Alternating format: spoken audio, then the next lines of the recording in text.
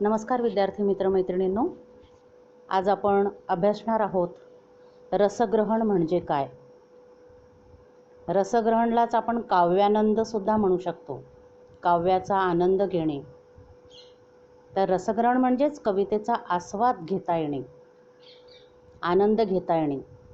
कविता वाचताना कवितेचा विषय, त्यातील घटना, एखादे व्यक्तिचित्र असेल तर ते पार आपल्या मनाला जाऊन भिडते. कवीच्या विचारांशी आपण समरस होतो. या ज्या भावभावना आहेत त्या आपल्या मनात निर्माण होणे, यालाच रसग्रहण असे म्हणतात. मग आता हे रसग्रहण जे आहे, हा प्रश्न 4 मार्कांसाठी विद्यार्थी मित्रांनो तुम्हाला विचारण्यात येतो. खालील ओळींचे रसग्रहण करा, 4 मार्कांना विचारण्यात येतो. आणि म्हणून हा जो प्रश्न आहे हा तुम्हाला कवितेवर आधारित असतो.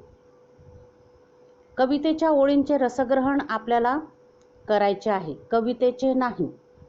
पूर्ण कवितेचे रसग्रहण करायचे नाही, तर काही ओळी दिलेल्या असतात.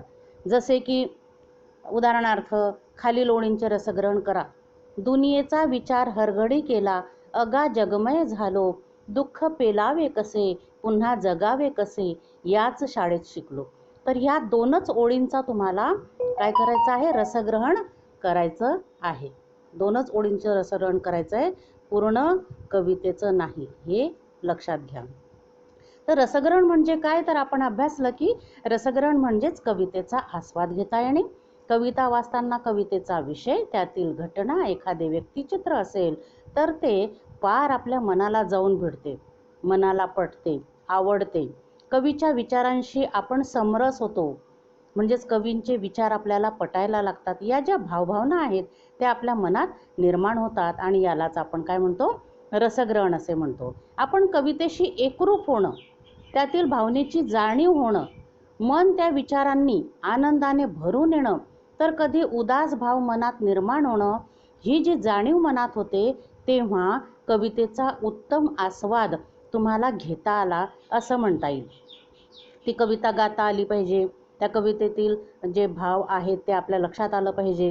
कसल्या प्रकारचे भाव आहेत, कसे विचार आहेत, कसा आनंद आपल्याला घेता येईल, त्या कवितेला गाता येईल, नाचता पण येईल, आहे ना. तर अशा रीतीने आपल्याला उत्तम आस्वाद घेता येतो.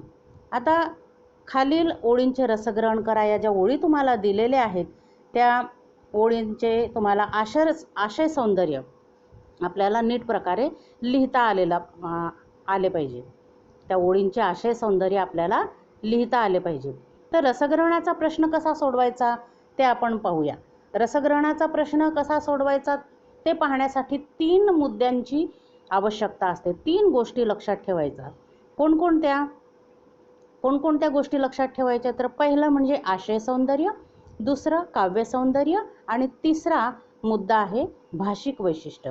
हे जे 3 मुद्दे आहेत हे लक्षात ठेवायला पाहिजे. पहिला आहे आशय सौंदर्य. या मुद्द्यांमध्ये आपल्याला कवीचे नाव, कवितेचे नाव, कवितेचा विषय, कवितेची मध्यवर्ती कल्पना, कवितेतून काही संदेश मिळतो, काही उपदेश केलेला आहे का, कवितेतून मिळणारा अनुभव, ही माहिती लिहायची आहे. कवितेतील कोणत्याही ओळी आल्या तरी हे मुद्दे सर्वसाधारणपणे सारखेच असतात. म्हणजेच कवितेचे नाव, मध्यवर्ती कल्पना आणि कवितेतील संदेश लिहिणे एवढेच आपल्याला करायचे आहे. म्हणजेच या कवितेतील कोणत्याही कवितेतील तुम्हाला कोणत्याही ओळी जर दिल्या असतील तर त्याचे आशय सौंदर्य आणि भाषिक वैशिष्ट्य हे सारखंच येत असते. पुढचा मुद्दा आहे दुसरा, काव्य सौंदर्य. या मुद्द्यामध्ये मात्र महत्त्वाच्या गोष्टी लिहावयाच्या असतात. म्हणजे तेथे कुठल्या अलंकाराचा प्रयोग केला आहे का, तेथे कवीची कोणती भावना व्यक्त होते, कवीने तेथे काही प्रतिमा, प्रतीकं वापरली आहेत का, वरील गोष्टी दिलेल्या ओळींबद्दल लिहाव्या लागणार आहेत. म्हणून कवितेचा बारकाईने अभ्यास करावा लागणार आहे. भावार्थ चांगल्या प्रकारे लक्षात ठेवावा म्हणजे झाले, आपल्याला काव्य सौंदर्य हे त्या ओळींचे लिहिता येईल. भाषिक वैशिष्ट्य. या मुद्द्यांमध्ये कवीची भाषाशैली कोणत्या प्रकारची आहे, म्हणजे ती ग्रामीण आहे का, बोलीभाषा आहे का, तिथे काही संवाद आहे का, तेथे कवीने निवेदन केले आहे का, कवीची भाषा चित्रदर्शी म्हणजे एखाद्या प्रसंगाचे, घटनेचे, निसर्गाचे चित्र डोळ्यासमोर उभे राहते अशी भाषा आहे का, हे लिहावे. नंतर त्या ओळी आहेत गेय आहेत का, गेय म्हणजे गाता येणारी, त्यात नादमाधुर्य आहे का, त्या गुणगुणाव्या वाटतात का, गाव्याशा वाटतात का, त्याला चाल द्यावीशी वाटते का, तेथेही कुठला अलंकार आला आहे का, अशा योग्य मुद्द्यांना धरून भाषिक वैशिष्ट्य जे आहे ते लिहायचे. रसग्रहणाचा प्रश्न कसा सोडवायचा ते आपण पाहूया. आशय सौंदर्य, काव्य सौंदर्य आणि भाषिक वैशिष्ट्य हे मी तुम्हाला अगोदरच सांगितलं. परंतु अजून यामध्ये सांगायचं म्हणजे की रसग्रहणाचा प्रश्न कसा सोडवायचा ते पाहूया. आशय सौंदर्य आणि भाषिक वैशिष्ट्य हे सारखेच येणार आहे. कोणत्याही ओळीचा तुम्ही त्या कवितेतील कोणत्याही ओळींचं जर तुम्हाला रसग्रहण करायला सांगितलं तर त्याचं आशय सौंदर्य आणि भाषिक वैशिष्ट्य हे सारखंच येणार आहे. परंतु ओळी बदलल्या म्हणजे त्याचं काव्य सौंदर्य जे आहे ते बदलेल, ते मात्र वेगळं राहील. म्हणून तिथे बघा स्टार दिलेले आहेत की काव्य सौंदर्य मात्र वेगळं असेल. उदाहरणार्थ आपण एक सोडवूनच बघूया ना. तुम्हाला 10वीच्या विद्यार्थ्यांना कविता आहे, त्यातील ओळी बघा. 2 दिवस वाट पाहण्यात गेले, 2 दुःखात गेले, हिशोब करतो आहे, किती राहिले तो डोईवर उन्हाळे. ह्या ओळी दिलेल्या आहेत. या ओळींचं तुम्हाला रसग्रहण करायला सांगितलं आहे, तर तुम्ही कसं करणार? तर पहिल्यांदा बघा आशय सौंदर्य. तुम्ही आशय सौंदर्य लिहिणार. 2 दिवस या कवितेतील या ओळी असून या कवितेचे कवी नारायण सुर्वे आहेत. येथे कवीने कामगारांच्या जीवनाचे व त्यांच्या दुःखाचे वर्णन केले आहे. जीवनात तो दारिद्र्याने पिडलेला असतो, तरी तो त्या परिस्थितीत देखील लढत राहतो. नारायण सुर्वे यांनी येथे कामगाराच्या जिद्दीचे वर्णन केले आहे. अशा प्रकारे आपण आशय सौंदर्य लिहायचं. त्यानंतर दुसरा मुद्दा आहे काव्य सौंदर्याचा.